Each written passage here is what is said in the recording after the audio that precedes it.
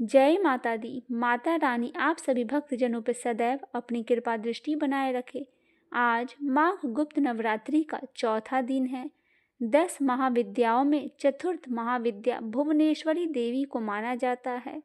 माता सती के 10 रूपों में से भुवनेश्वरी देवी को चौथा रूप माना गया है, जिसे उन्होंने शिवजी को अपनी महत्ता दिखाने के लिए प्रकट किया।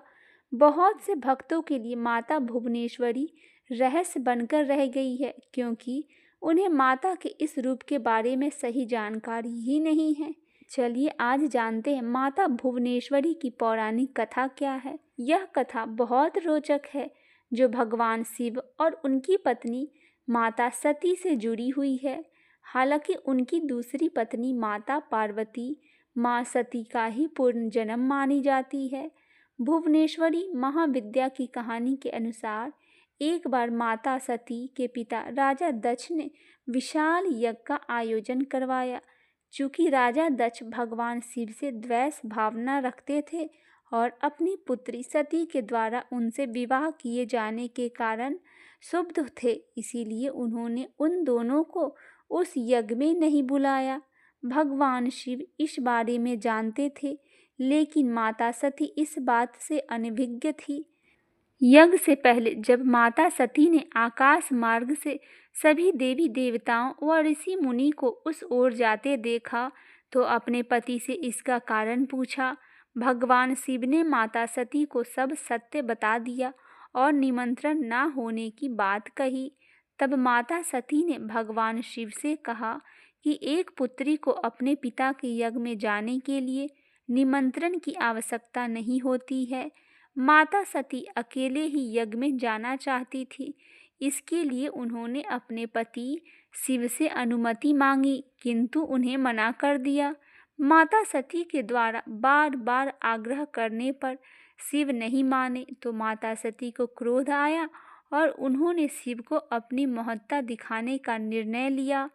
तब माता सती ने भगवान शिव को अपने 10 रूपों के दर्शन दिए, जिनमें से चौथी माँ भुवनेश्वरी थी। माता रानी के यही 10 रूप महाविद्याएं कहलाई। अन्य 9 रूपों में क्रमशः काली, तारा, षोडशी, भैरवी, छिन्नमस्तिका, धूमावती, बंगलामुखी, मातांगी और कमला आती है। माता भुवनेश्वरी में सूर्य के समान तेज है, जिससे उनके अंदर अथाह ऊर्जा है। उनकी पूजा करने से हम अपने शरीर के अंदर एक अद्भुत ऊर्जा का संचार महसूस करते हैं, जिससे काम को तीव्र गति से करने की प्रेरणा मिलती है। माता काली महाविद्या की पूजा मुख्य रूप से गुप्त नवरात्रों में की जाती है। गुप्त नवरात्रों में माता रानी की 10 महाविद्याओं की ही पूजा की जाती है, जिसमें से सर्वप्रथम महाविद्या काली की पूजा का विधान है। माता भुवनेश्वरी को शाकांभरी साताक्षी नाम से भी जाना जाता है। समस्त ब्रह्मांड में जननी होने के कारण इन्हें राज राजेश्वरी, जगत जननी भी कही जाती है। इन्हें माता पार्वती का रूप भी कहा जाता है। भाद्रपद माह के शुक्ल पक्ष की द्वादशी तिथि को माँ भुवनेश्वरी जयंती मनाई जाती है। माँ भुवनेश्वरी से संबंधित रुद्रा अवतार भुवनेश्वरी रुद्रा अवतार है। आइए सुनते हैं माता भुवनेश्वरी की एक और पौराणिक कथा। माँ भुवनेश्वरी को संसार भर के यश और ऐश्वर्य की देवी माना जाता है। भुवनेश्वरी आदि शक्ति का पंचम स्वरूप है। इसी रूप में माँ ने त्रिदेवों को दर्शन दिए थे। माँ भुवनेश्वरी को 10 महाविद्याओं में 4 स्थान प्राप्त है। काल की शुरुआत में ब्रह्मा, विष्णु और रुद्र जगत की संरचना कर रहे थे। एक उड़ता हुआ रथ उनके सामने आया और एक आवाज में उन्हें रथ में बैठने का आदेश दिया। जैसे ही त्रिदेव रथ में बैठे, यह मन की गति से उड़ने लगा और उन्हें एक अजीब से स्थान पर लेकर गया। यह स्थान असल में रत्नों का द्वीप था, जिसके चारों तरफ अमृत का सागर और मनमोहक आकर्षक जंगल थे।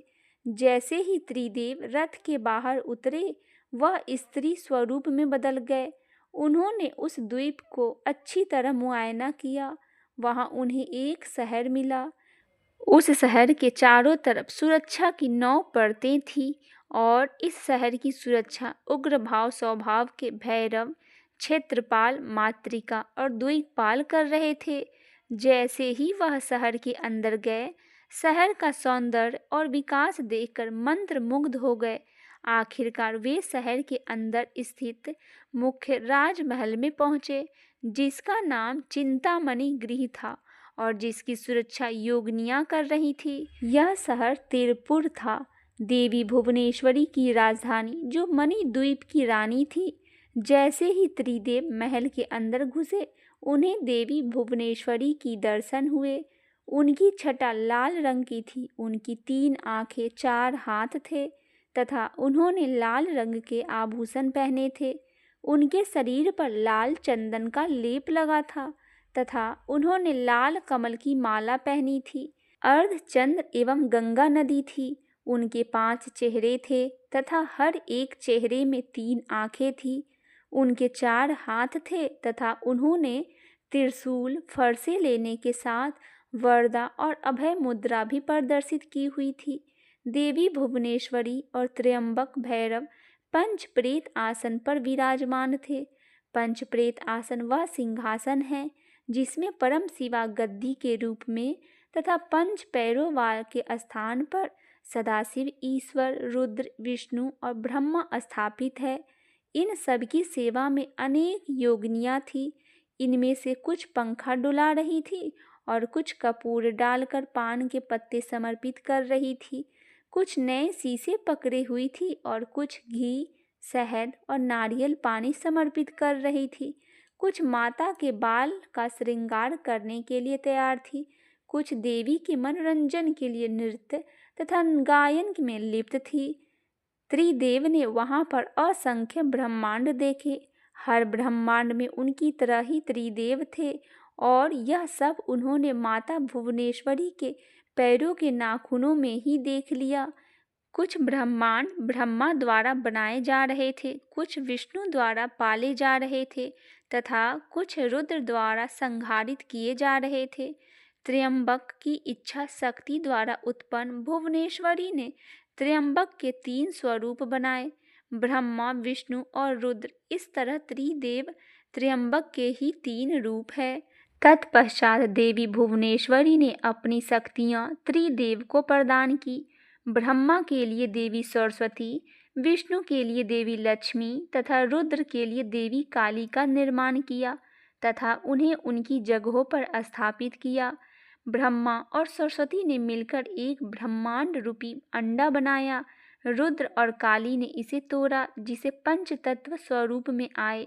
इसके बाद पंच तत्व का उपयोग कर ब्रह्मा और सरस्वती ने संपूर्ण ब्रह्मांड की रचना की तथा विष्णु और लक्ष्मी ने इसके पालन पोषण का हर कार्य किया। अंत में रुद्र और काली ब्रह्मांड की समाप्ति की ताकि सरस्वती और ब्रह्मा पूर्ण रचना शुरू कर सके।